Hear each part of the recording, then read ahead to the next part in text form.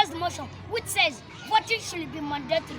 Firstly, the use of force in a democratic setting is unconstitutional. Forcing people to vote undermines democracy itself. Hence, democracy is built on the ideas of freedom of choice. People should be free to choose who to lead them. Making it mandatory to vote is directly taking away this freedom.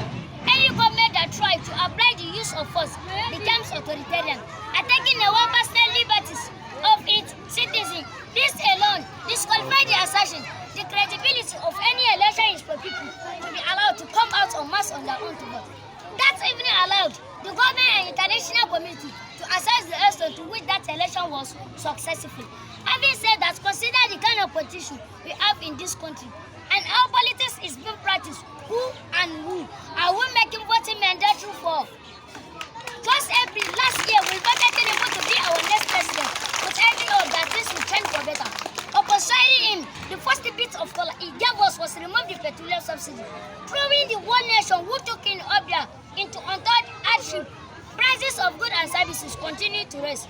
Tinubu, with all his charisma, cannot handle this country the way we want. Presently, we are experiencing the scarcity of the metals, and as all this are happening, our lawmakers who have the constitutional power to call everybody to order, including President, Deputy Note. Particularly the Senate instant, they are busy budgeting for 160 million naira flashy cars. Housing allowances, it is for God's sake. Is this the kind of our leaders who want to make voting mandatory for? Leaders that have turned out to be bunch of thieves, contractors, betrayers, hustlers, and above all, taken out from the constitutional function, the elected vote. I beg you, Baba God, scatter them, destroy them, including Enjik and Adi, that try to make voting mandatory for us. Because of this great leader, we all know that today, hungry, starvation, and water died is the order of them. Burn out of the insincerity of our leaders. It is often said that a child that licked his mother's pot of soup and flee tested the goes back to support the second time. The most painful part of this argument is that our retirees who have served this country for 35 years have been neglected. Particularly our teachers who taught and make this country great are being denied their gratuity. Some of the retirees have died. Some of them developed paralysis, while others on their sick bed as a result of inhuman attitudes of our government. Some of their children can no longer go to school because parents can afford paying their school fees again.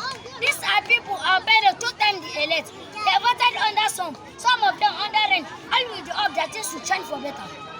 Oh wait, and some unscrupulous elements are somewhere agitating for mandatory voting as if they are part of the deal of our greedy leaders. Oh, Thunder, where are you? This is the time you are supposed to strike, so that you eliminate all of them, so that we have peace in our nation.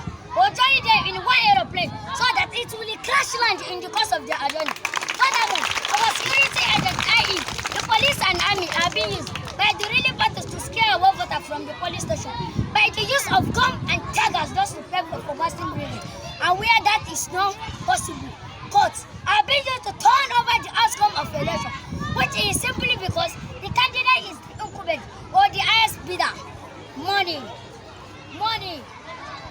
This thing has turned our country into misery, starvation, hungry. We are dying as the expense of some few greedy individuals. Yet, we are still preaching mandatory voting. What a nonsense! Introducing mandatory voting will be a calculated attempt to enslave